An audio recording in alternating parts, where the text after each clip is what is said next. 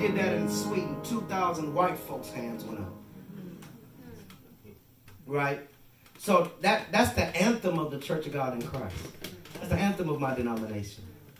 Now, when C.H. Mason was arrested for the founder of our denomination was arrested for singing, for telling members of the Church of God in Christ not to fight in World War I. This is a history that many people don't know.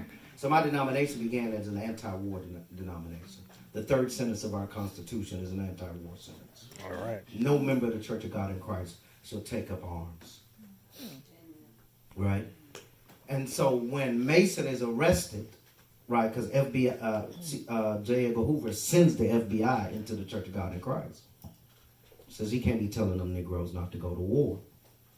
So they arrest him. And Mason is singing that as they walk him out in handcuffs. When they take a picture of Mason, his hands are cuffed in front of him. Right? When the picture is developed, his hands are to his side.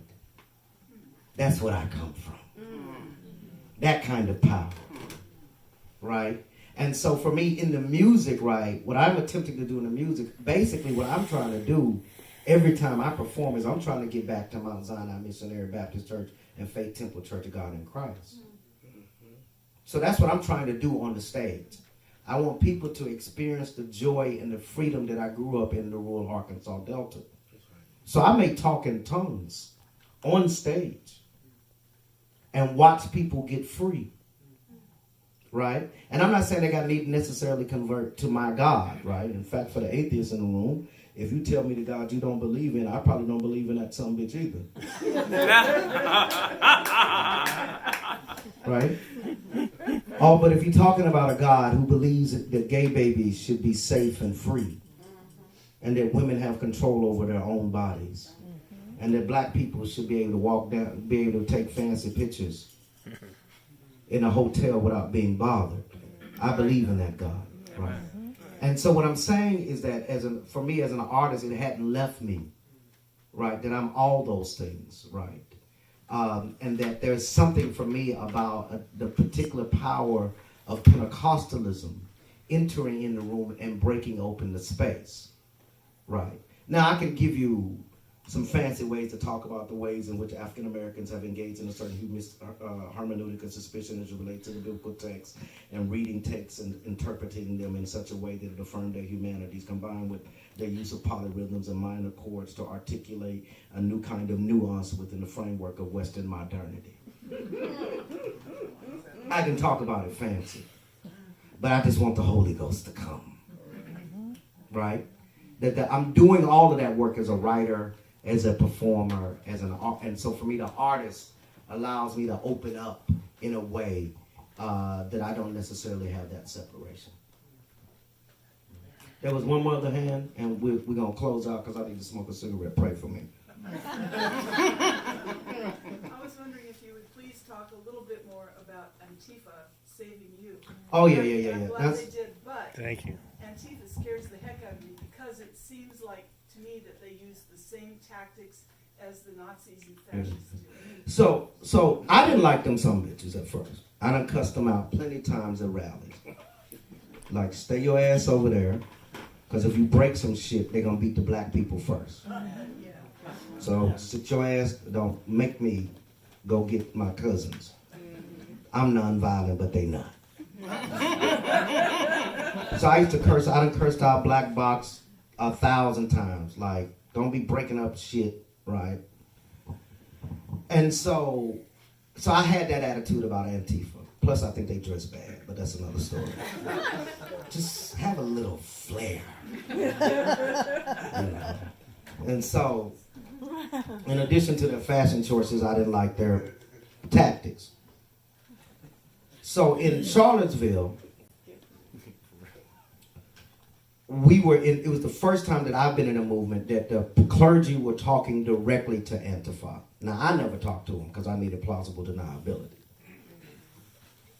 But there were clergy talking directly to them. And, you know, there was some internal tensions around armed, like should people be armed? And we convinced them, like, look, dude, if you show up with a bunch of guns, they're going to shoot black people first. So we just need you not to do that. Right. And this is all tactical. I'm not running my commitment to nonviolence. I'm trained by James Lawson. I've trained 10,000 people around the country in militant nonviolence. I'm not doing none of the philosophical stuff. I'm just like, I just need you to chill out. So the deal we cut with Antifa in Charlottesville was, because we assumed the police were going to arrest us, right? Right. So we were going to block the entrance to the park. Police was going to arrest us, and then Antifa was going to come in and do their work. Right. So we were supposed to be done at 10 o'clock. Right. 10 a.m. was the schedule. The police stood down. So police, Virginia State, literally are standing right here, watching them walk through the streets. They completely stood down. So we take our little pitiful clergy line. We're going to block. They done broke through it once. So we're going to go back and try to block it or whatever. And Antifa, IWW in particular, comes up to us, and one of them sees me and says, Reverend Sekou, I respect your work. I respect who you are. I'm honored to meet you. But they will not touch you on our watch. So I tried to Martin Luther King them. Well, you know, we're gathered here in the spirit of nonviolence. We must love our enemies. Not on our watch. They won't touch you. So in Victor's Europa, they coming down, it's about 500 deep. And they got bats and shields. So we're standing there, and I'm like, oh, this is it. These white boys about to beat me to death. And people gonna be mad at me because I got Cornel West with me. So I done got Cornel West killed. And then there's a bunch of lesbian preachers, right? Because they was the only ones who had enough courage to come out there. Wow. Right? So it's me and a bunch of lesbians and Cornel West about to get whooped by I was making some bad choices. That's what I was doing. Somebody needs to talk to me.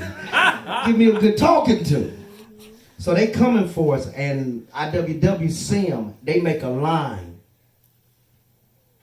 to block them, and went to work, beat the shit out them Nazis, so we could get our line out. They saved my life. I'd be dead if it wasn't for AntiFa. There's no question about it. Because them dudes came for blood. They were about to beat us to death. And it is Antifa the reason why that rally was canceled. Right? And we were in direct conversation with them. First time. The night before in the church on August 11th, we got about 600-700 people in this church. We getting threats that there are armed police the armed militia in the church with machine guns. They running threats the whole time. So Redneck Revolt, you guys know Redneck Revolt. So it's these white boys who grew up in gun culture. You know, they grew up toting guns from the South, many of them ex-military, but they anti-white supremacists. So they came and they ran security for us in the church because the police left us. They're Nazis marching past the church to a rally down the street from the church. You know, they sending threats in the church, right? Telling us they're armed people. We see Nazis in the church. We having a church service. The police leave us. It was the Redneck Revolt who were anarchists who came to protect us. So I saw them coming, and I was like, look, you got to take your get up off. You know, because they got their little, you know, they dress so bad. But, you know, they all dress so like they like in black. And I'm just like, man, you can't come in here with that on. You stick out too much. So go on to the car and change. And you can't bring them guns in the church. You just can't bring them in the church. And I told one of them, I said, I'll take that gun off your goddamn ankle. He's like, Rev, how you know? I said, because I'm a Southerner. I know you got a pistol on your ankle. So they came in and some of them outside, and some of them came and protected us in the church. It was anarchists who were the first to have the highest body. The medics, those are typically anarchist collective. So when the car drove through, Heather was the one killed, but 35 people were injured. There were bodies spread out everywhere. Everywhere. And so it was the anarchists who were tending to people who were injured. Right? Because originally the ambulance wouldn't come in because it was too dangerous. So the Virginia police show up to the car accident with an MRAP, them urban tanks, and police and riot gear. So I go and I find the captain. I was like, you got to stand these some bitches down because these people going to lose their minds. Because where were you when they was driving down the street running over people? Right? So while and I was like, and leave them alone. Because most of them were trained medical professionals. Leave them alone. They are going to take care of the people who, the small injuries, like cuts and bruises, and we need to get the other folks in so they can handle the more serious injuries. I'm saying that's what I saw the anarchists do, right? And I still disagree with the tactic, right? I think, but you have to think after Charlottesville, Boston stops them, and then in Berkeley, you remember they came to Berkeley, right? They stopped them in Berkeley. Clergy and anarchists talking directly to each other. And the anarchist position was we will provide security and self-defense. We won't break stuff. You have to think, since Charlottesville, you have not seen in the U.S., now Europe's different, but you have not seen in the U.S. large groups of anarchists breaking windows out. Because they understand that they need to be in solidarity with other sectors of the movement because we got a monster who coming for us all. They've been extremely disciplined. I'm the bishop of the anarchists. Can't nobody say nothing bad about the anarchists around me. They go to my church. Right? You understand? Because I've seen their work in solidarity with us. But that's because people had relationships. And you could do that in Charlottesville because it's so small. So you're going to see the anarchists at the grocery store. Your kids going to go to school with them. Right? You probably went to high school with them. So it's already relationship, even though you may be on different sectors ideologically than them. And the issue is that for the pastors in the room, when Martin Luther King gets asked to fire the communists on his staff, he says to John F. Kennedy, "It's not the gospel for communists and capitalists alike. Those anarchists need to be pastored." I'm not talking about them joining your church and giving you an offering. Because they broke. They ain't going to do that. But who buries their children? Who prays for them? Right? Because when you trace, many of them ideologically arrived at anarchy because every other system has betrayed them. So who pastors them? Who loves them? Who cares for them? Who asks them if they're okay? Have they eaten today? I have literally had anarchists and young people at my dinner table in St. Louis, right? That one of the things I do as an organizer, because I'm my grandmama's child, I call them all to the house, and I sit in the chair, and we start cooking. Okay, Tommy, he an anarchist, and I know he don't like Brittany, the queer baby. Y'all wash them greens together. Okay, baby, come here, put a little oil in there. Get my little evangelical baby. Come here, baby, put some oil in there, and that little oil in there, because we're going to fry them up a little bit. You understand what I'm saying? Is that who pastors them? Who's in relationship with them? Who's pushing past their fears and anxieties about what they represent and creating whole space for them in such a way that they matter? That we remind them, because those are right. Because the difference between that anarchist and Dylan Roof might be a prayer. Because Dylan Roof was a Lutheran. He went to church. Guy who shot up the church in him. You understand what I'm saying? And so I feel like not only, particularly many of us who are religious in the room, is that not only do we need to think about a more porous understanding of what nonviolence is, right? Given the fact, because one of the challenges around the destruction of property at the philosophical level is that in a country that had people as property, we should caution on any moment that any notions of sacredness are attributed to property. That should give us philosophical pause. Like, oh, you kind of like that chair a little more than you do black people. Right. You kind of like them windows a little more than you do Trayvon. Your dog. Right? You know what I'm saying? You like your dog a little more.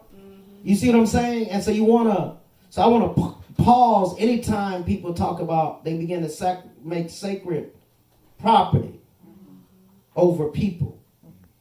You know? So interview asked me, Reverend Sekou, what do you think about all the damage that they done in the riots and the rebellions in Ferguson? I said, well, how many buildings is Michael Brown's life worth? Right? And the reality is that given the fact that we live in the United States, the only thing they respond to is violence. The only reason we talking about Ferguson is because some poor kids burned down a Quick Trip. That's the only reason we're having a conversation about it.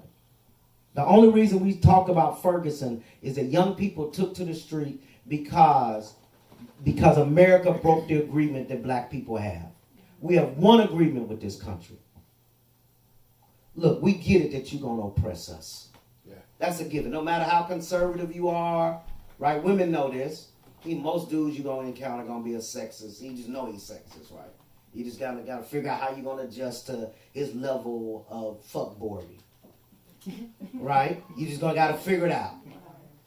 You're just like, oh, here he come. He about to look at me crazy or cut me off. Right? You just know. So black people, our agreement with America is we know you're going to oppress us. What you won't do is disrespect our children. Every major slave rebellion in the United States began with the death of a child. That's our agreement with this place. And young people, when America broke that agreement, young people says, nope, deals off. And so the thing is that also in the context of the United States, the only thing they respond to is violence. They respond to burning, like the burning of buildings, the destruction of the thing that matters the most to them. Yeah. That's just a reality. Yes. That is just a reality. And so as a result of that, I just want to always caution us to think about anytime we begin to make sacred the destruction of property, because I think that feeds something to the spiritual dimension of the crisis that we face in America, when we attribute existential value to property in such a way that it begins to reproduce a slave discourse of black ownership. Yeah. So I'm always cautious about that. Yeah. And that ultimately, for me, that's been my, and I'll say this lastly, my time in Palestine, I think, loosened me around questions of violence. Now, I